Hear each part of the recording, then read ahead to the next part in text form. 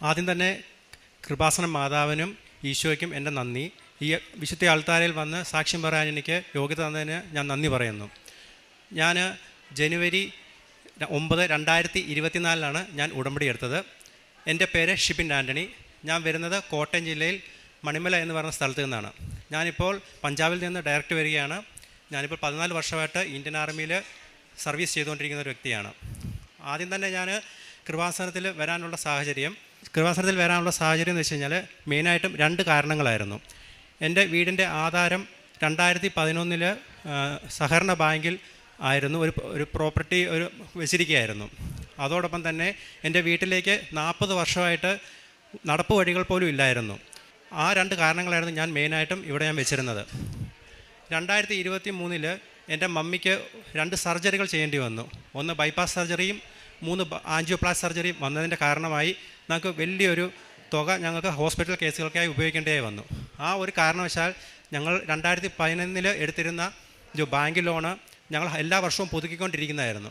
Corona സമയത്ത് ഞങ്ങൾക്ക് അത് പുതുക്കാൻ പറ്റാതെ വരികയും അതോടൊപ്പം തന്നെ ഈ ഒരു മമ്മിയുടെ ഒരു സർജറിയുടെ കാരണം മൂലം ഞങ്ങൾക്ക് വലിയൊരു കടബാധ്യതയിലേക്ക് പോകാൻ കാരണമായി.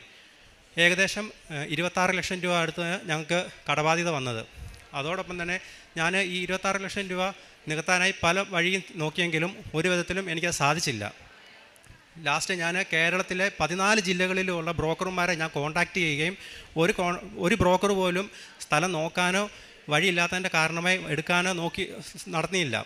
പിന്നീട് ഞാൻ പഞ്ചാബിൽ നിൽക്കെ ഒരു സമയത്ത് പെട്ടെന്ന് ഒരു ഇടുക്കിക്കാരൻ്റെ ചേട്ടൻ്റെ 27 ലക്ഷം രൂപ കടബാധ്യത നീങ്ങിയ ഒരു സാക്ഷ്യം എനിക്ക് കാണാനിടയായി. ആ സാക്ഷ്യം കണ്ടതോടുകൂടി തന്നെ എനിക്ക് എങ്ങനെയെങ്കിലും കൃപാസനത്തിൽ വരണമെന്നൊരു തോന്നുകയും ഞാൻ ജനുവരി മാസം 9-ാം തീയതി കൃപാസനത്തിൽ വരികയും ഉടമ്പടി എടുക്കുകയും ചെയ്തു. ഉടമ്പടി എടുത്ത് ഏകദേശം 10 ദിവസം കഴിഞ്ഞു. ഞാൻ രാവിലെയും വൈകിട്ടും കറക്റ്റായി പ്രാർത്ഥനകൾ ചെയ്യുകയും പേപ്പറുകൾ എല്ലാവർക്കും വീട്ടുകളിൽ കൊണ്ടുചെന്ന് ഞാൻ കൊടുക്കുകയും ചെയ്യുമായിരുന്നു. 10ാമത്തെ ദിവസം രാവിലെ പ്രത്യക്ഷീകരണ പ്രാർത്ഥന ചൊല്ലിക്കൊണ്ടിരിക്കുന്ന സമയത്ത് എനിക്ക് പെട്ടെന്ന് മനസ്സിലൊരു തോന്നൽ തോന്നി. നിന്നൊക്കെ വീട്ടിലോട്ട് എതിലെയാണ് വഴി വേണ്ടത്, ആ വഴിയിൽ വിശ്വാസ പ്രമാണം ചൊല്ലിക്കൊണ്ട് നീ ഉപ്പ് വിതറുക. ഞാൻ രാവിലെ ഒരു 7-7:30 ആയപ്പോഴത്തേക്കും എനിക്ക് എവിടെയാണോ വഴി ആവശ്യമുള്ളത് അവിടെ ഞാൻ ഉപ്പ് വിതറുകയും അതോടൊപ്പം തന്നെ ഞാൻ ആ വ്യക്തിയുടെ വീട്ടിൽ എനിക്ക് തോന്നുന്നു ഞങ്ങൾ എന്നൊക്കെ ലീവിന് വന്നിട്ടുണ്ടോ അന്നെല്ലാം പോയി ഞങ്ങൾ വഴി ചോദിക്കുമ്പോഴെല്ലാം പറയുന്നത് ഈ ഒരു വഴിക്ക് വേണ്ടി നിങ്ങൾ എൻ്റെ വീട്ടിൽ കയറരുത് എന്നാണ് അദ്ദേഹം പറഞ്ഞുകൊണ്ടിരുന്നത്. ഞാൻ ഒരു സാക്ഷ്യത്തിൽ കേട്ടാണ്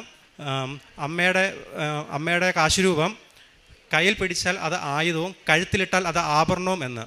ആ ഒരു സാക്ഷ്യം എന്നെ ഒരുപാട് സ്പർശിച്ചു. ഞാൻ അമ്മയുടെ ഉടമ്പടി കാശുരൂപം എൻ്റെ കൈകളിൽ ഏന്തി ഞാൻ ആ വീട്ടിൽ ചെന്ന് അദ്ദേഹത്തിനോട് ചോദിച്ചു എനിക്കൊരു വഴി വേണം.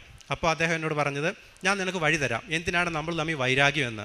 അപ്പോൾ അദ്ദേഹം പറഞ്ഞ വഴി എന്ന് വെച്ച് കഴിഞ്ഞാൽ എൻ്റെ തോടിൻ്റെ സൈഡിൽ കൂടെ വഴി തരാം എന്നാണ് പറഞ്ഞത്. അപ്പോൾ ആ തോടിൻ്റെ സൈഡിൽ കൂടെ വഴി തന്നു കഴിഞ്ഞാൽ ഞാൻ ആ തോട് കെട്ടുന്നതിന് എനിക്ക് തോന്നുന്നു കുറഞ്ഞത് 6 ലക്ഷത്തി മേളിലായിട്ട് എനിക്കൊരു എമൗണ്ട് ആവും. അതുകൂടാതെ വഴിയുടെ എമൗണ്ട് അവർ പറഞ്ഞത് 20 ലക്ഷം രൂപയാണ്. അപ്പോൾ 20 ലക്ഷം രൂപയും ഈ 6 ലക്ഷം രൂപയുടെ കൂടുമ്പോൾ 26 ലക്ഷം രൂപ ഞാൻ ഈ ഒരു വഴിക്ക് വേണ്ടി തന്നെ മുടക്കേണ്ടി വരും. അങ്ങനെ ഇരിക്കെ ഇദ്ദേഹം എന്നോട് പറഞ്ഞു നിന്നെ ഞാൻ ആ തോടിൻ്റെ അതിലുള്ള വഴി കാണിച്ചു തരാമെന്ന് പറഞ്ഞ് എന്നെയും കൂട്ടിക്കൊണ്ട് ആ തോടിൻ്റെ സൈഡിലേക്ക് വന്നിട്ട് അദ്ദേഹം അവിടെ നിന്നില്ല. അദ്ദേഹം പിന്നെ മുന്നോട്ട് പോയി ഞാൻ പറഞ്ഞു തോടിൻ്റെ ഇതിലെയാണല്ലോ നിങ്ങൾ തരാമെന്ന് പറഞ്ഞ്. പക്ഷേ അദ്ദേഹം അവിടെ നിൽക്കാതെ ഞാൻ എവിടെയാണോ ഉപ്പിട്ടത് അവിടെ വന്നിട്ട് പറഞ്ഞു ഞാൻ നിനക്ക് ഇതിലേ വഴി തരാമെന്ന്. അത് വലിയൊരു അത്ഭുതമായിരുന്നു ഞങ്ങൾക്ക്.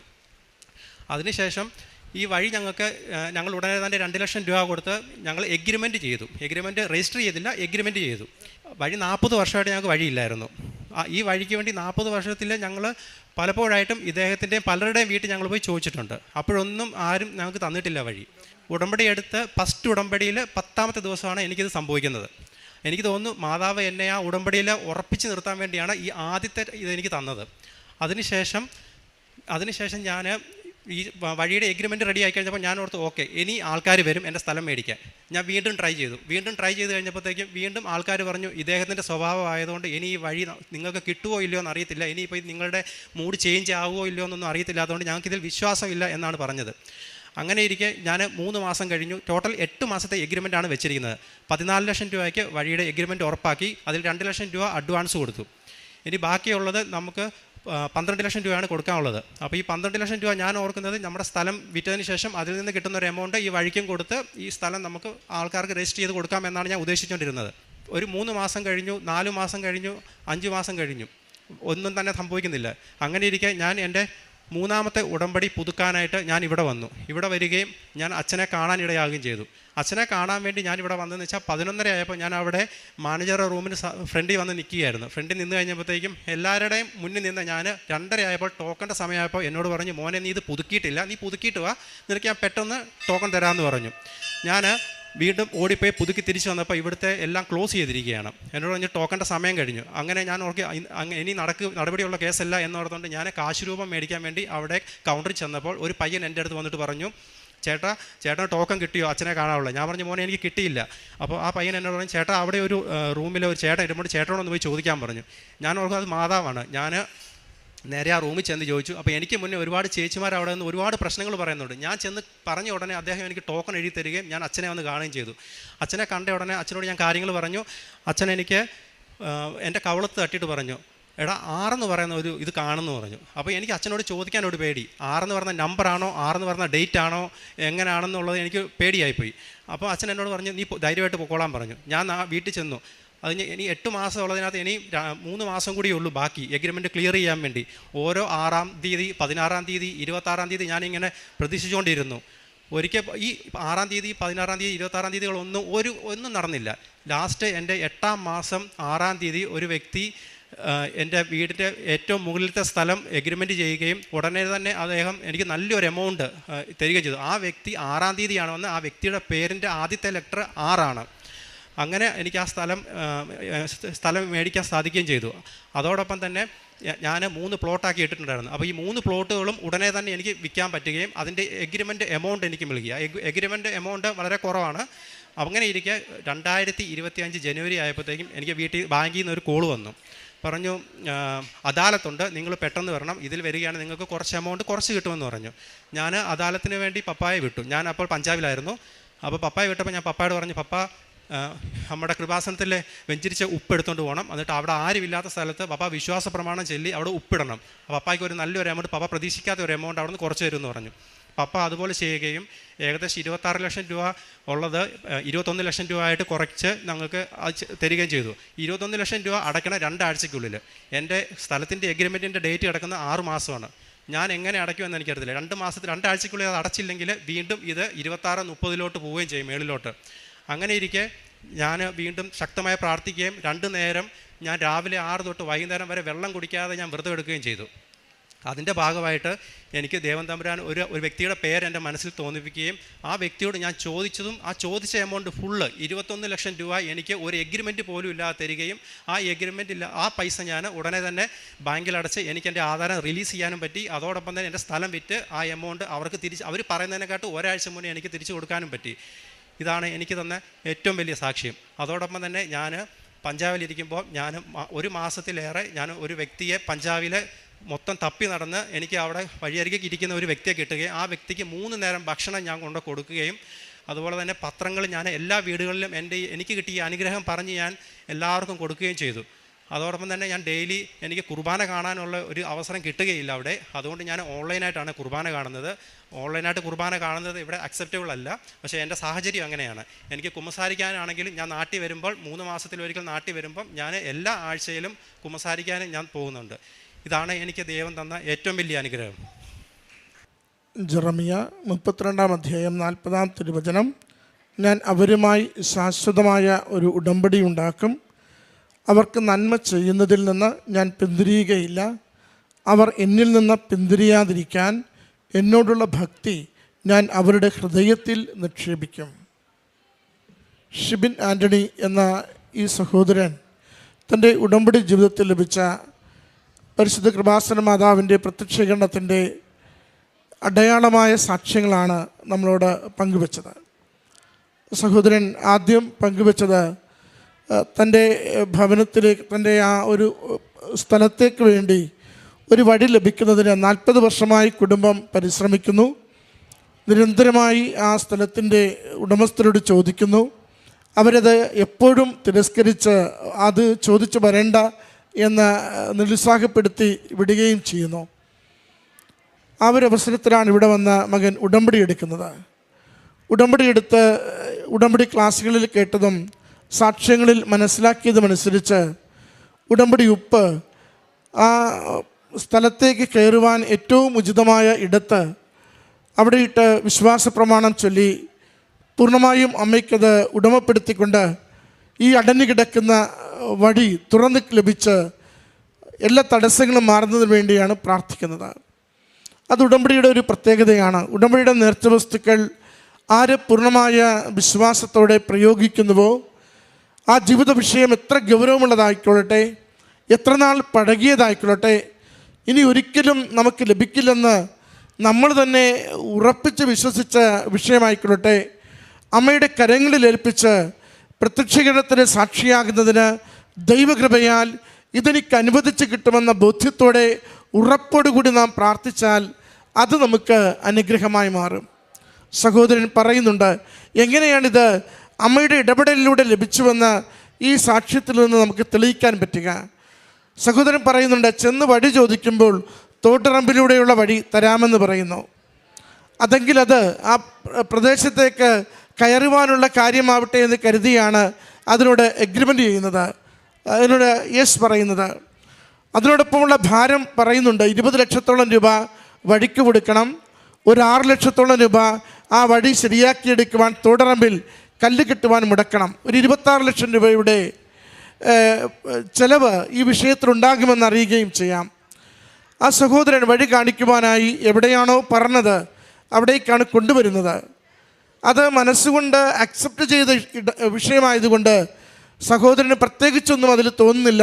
തൊട്ടറമ്പിൽ വരുന്നു, അവിടെ വഴി കാണിച്ചു കൊടുക്കുന്നു, പിന്നീട് അവിടുന്ന് മുന്നോട്ടാണ് നീങ്ങുകയാണ്. ഈ നീക്കൽ ഇത് മാതാവിൻ്റെ ഇടപെടലാണ്.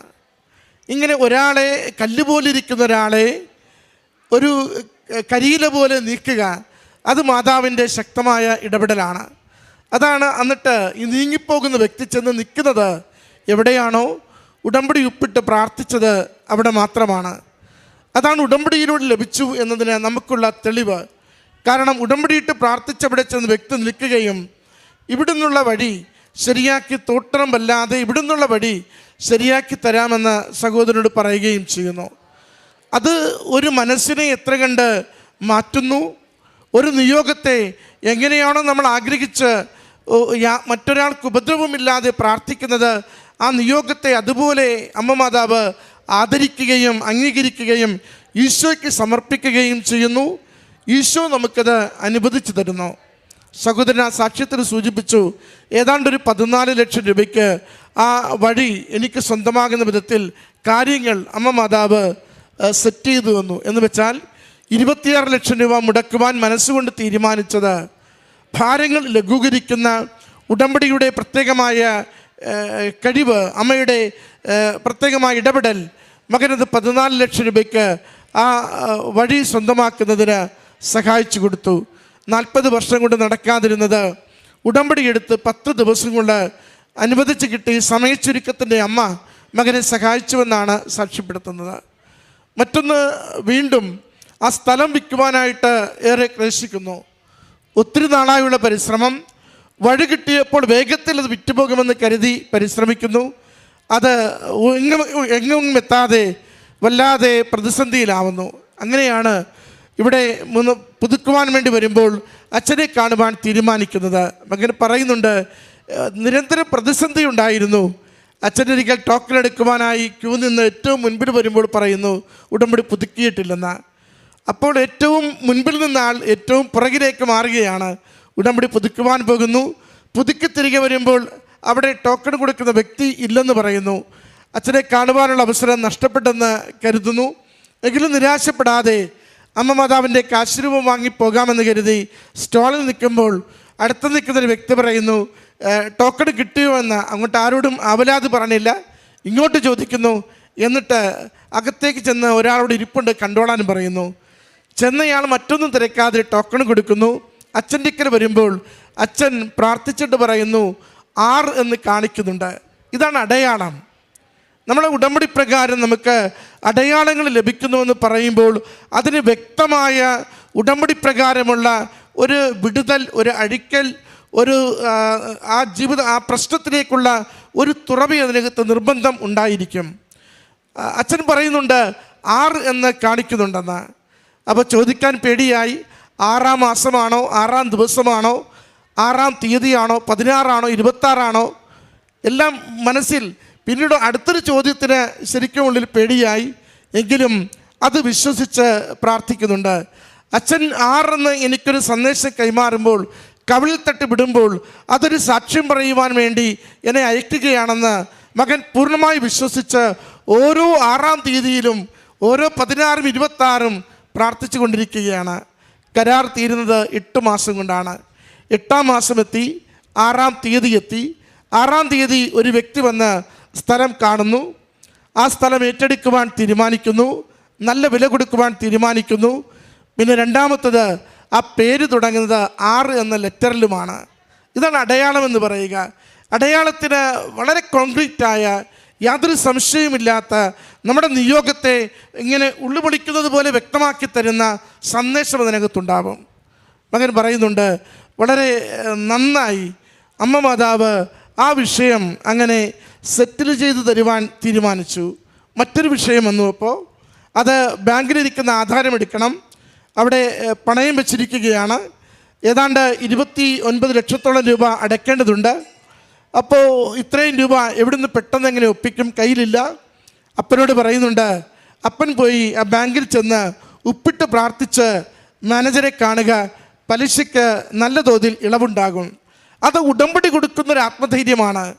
ഞാൻ എൻ്റെ അമ്മ മാതാവിൻ്റെ അരികിൽ ഒരു നിയോഗം സമർപ്പിച്ച് അതുപോലെ നടക്കണമെന്ന് ആഗ്രഹിച്ച് എൻ്റെ അമ്മയുടെ നേർച്ച വസ്തുക്കൾ ആ വിശ്വാസത്തോടെ പ്രയോഗിച്ചാൽ അവിടെയുള്ള വിഷയങ്ങൾ അമ്മ മാതാവ് എന്ത് തന്നെയാണെങ്കിലും പരിഹരിക്കുവാൻ വഴി തുറക്കുമെന്ന്.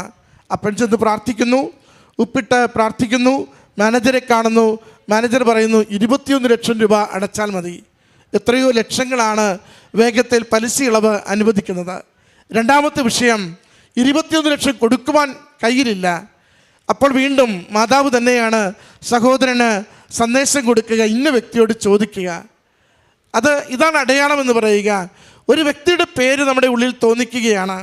അത് മാതാവിനോട് പ്രാർത്ഥിച്ചുകൊണ്ട് നാം ഒരു സന്ദേശത്തിന് വേണ്ടി ആഗ്രഹിക്കുമ്പോൾ, ഒരു പുതിയ വഴിക്ക് വേണ്ടി ആഗ്രഹിക്കുമ്പോൾ, അമ്മ മാതാവ് ഈ പണം തരുവാൻ പറ്റുന്നൊരു വ്യക്തിയെ ഉള്ളിലേക്ക് തരുന്നു. വ്യക്തിയോട് ചോദിക്കുന്നു, വ്യക്തി പണം കൊടുക്കുന്നു, ആധാരമെടുക്കുന്നു, സ്ഥലം വിൽക്കാൻ പറ്റുന്നു, രജിസ്ട്രേഷൻ നടക്കുന്നു, കടബാധ്യത മാറുന്നു. വിഷയങ്ങളെല്ലാം ഒരുപോലെ സെറ്റിൽ ചെയ്ത് പരിഹരിച്ച് അമ്മ മാതാവ് ഒരു ജീവിത പ്രശ്നത്തെ ശുഭകരമാക്കി നൽകുന്നു. പ്രിയമുള്ളവരെ, ഈ മകൻ്റെ സാക്ഷ്യം ഉടമ്പടിയുടെ ഒരു ശ്രേഷ്ഠമായ ശുഭകരമായ സാക്ഷ്യത്തിൻ്റെ നല്ല ദൃഷ്ടാന്തമാണ്. കാരണം ഉടമ്പടി ജീവിതം പക്കയാണ്. അത് സാധിക്കുന്നത് പോലെയൊക്കെ ഉടമ്പടിയുടെ ഓരോ കാര്യവും ചെയ്യുവാൻ ആത്മാർത്ഥതയുള്ള ഒരു പരിശ്രമമുണ്ട്.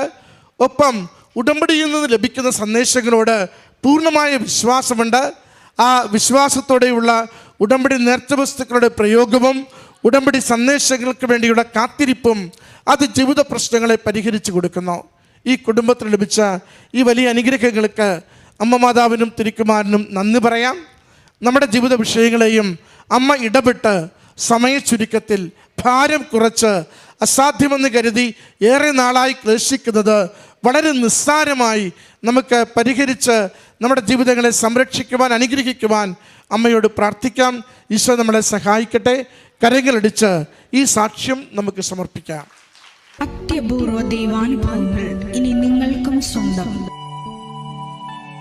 ഈ യൂട്യൂബ് ചാനൽ ഇതുവരെ സബ്സ്ക്രൈബ് ചെയ്തിട്ടില്ലെങ്കിൽ ഇപ്പോൾ തന്നെ സബ്സ്ക്രൈബ് ചെയ്യുക. ഈ വീഡിയോ ഇപ്പോൾ തന്നെ നിങ്ങളുടെ സുഹൃത്തുക്കൾക്ക് ഷെയർ ചെയ്തുകൊണ്ട് കർത്താവിൻ്റെ പ്രേക്ഷിതരാകുക.